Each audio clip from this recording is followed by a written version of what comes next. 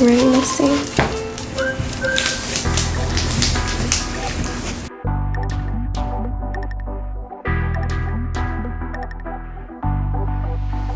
Let's go to my car. Good girl. Okay, Nixie, we're here. We're at the vet, we're at the hospital. I'm gonna drop off Nixie. Their drop-off times is between 6:30 and 7 a.m. I don't normally wake up this early, but we gotta get it done, so let's go. Oops. Come on.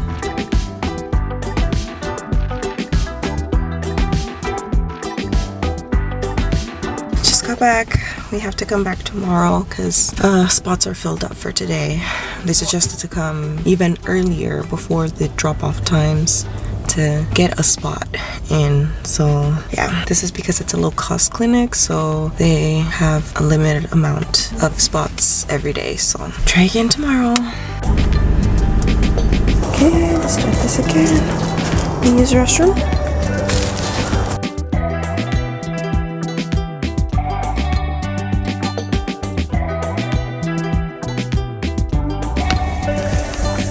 November 19th and it's 6:12 a.m. so I'm gonna go wait in line. I think there's like a person or two waiting. Hopefully we get her in this time. Okay, let's go.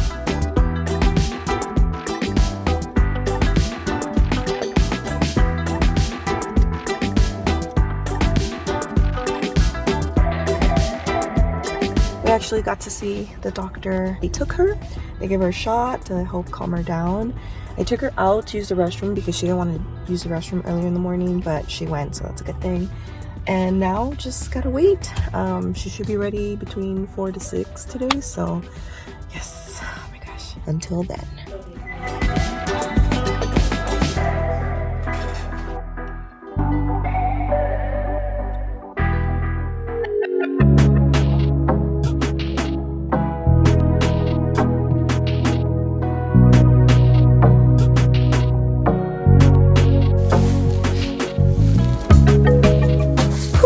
What a week. So I had to get Nixie spayed right away. I went to take her in on the 18th, 2 days ago, and they were packed. I took her on Thursday morning. So we had decided on Wednesday evening we wanted to get her spayed because Lincoln has been acting very crazy right now. He is sexually maturing, so his hormones, his desires are just out of control. He wouldn't listen to me. Food wasn't working. The e-collar wasn't working.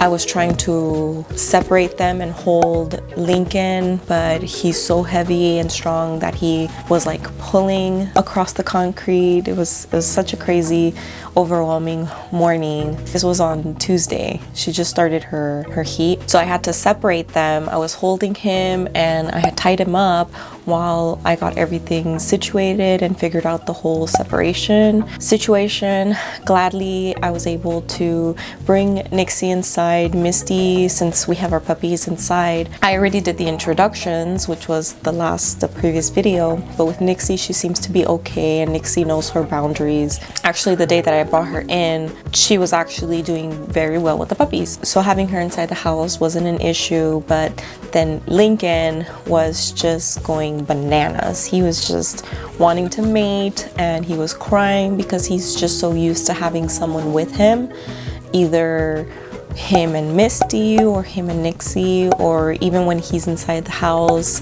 it's me and him. He's never really by himself, so that was another thing that he had to get used to. He's been okay now. I think he's been calming down lately. It's already Saturday, the 20th. So things have been much better. I had heard, it was the day that I had heard Lincoln knocking Nixie into the house, into the walls of the house and the door, and it was just, I've never seen him this crazy. Misty had just had her last heat cycle a couple months ago. He was around 8 months old, so he wasn't really there. He wasn't showing much interest, slightly, a little bit, but it was manageable. It wasn't as crazy as it is now. I even contacted his breeders and they said that his dad, in fact, does get crazy when the other girls are in heat or other dogs are in heat. So so I guess he gets it from his dad. But his brother is actually on the calmer side. I had taken Lincoln with me for a jog, and he was still very, very aroused and excited that he was trying to mount me. But thank goodness that I have the e-collar. I kept pressing the vibrating, so that helped him redirect. We've been just diligent on the training and trying to distract him from her scent or his feelings, his desires. He's gonna need that extra attention right now. We were going to fix her eventually. We just kind of wanted to wait after the puppies to their forever homes, but I mean, this is what we're gonna have to do for now. She's been just pretty calm. She's sleeping right now next to me right here. She's just chilling. I gave her a pain medication, Deramax.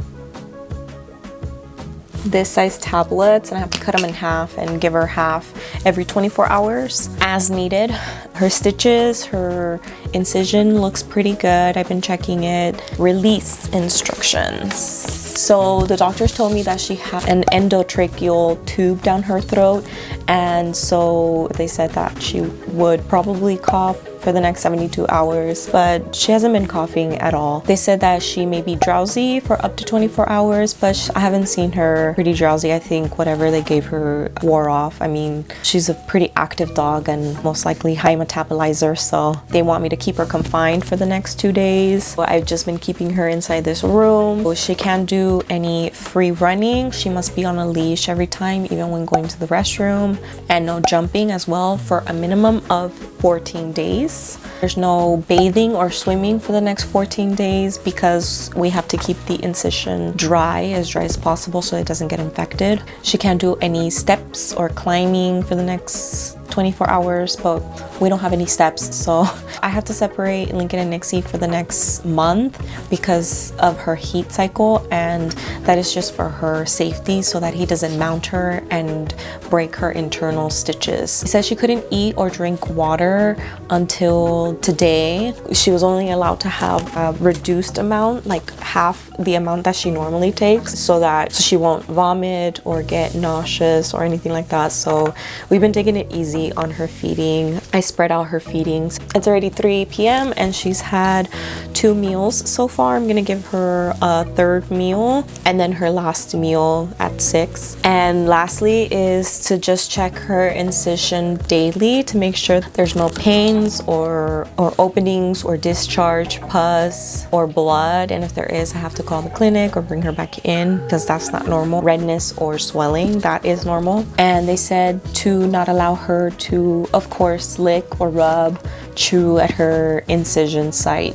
We want to keep that area as dry as possible to prevent any kind of infections, but she hasn't really been playing at the incision. Only when I check it, then she'll start trying to lick it, but I'll correct her in the moment and she'll stop.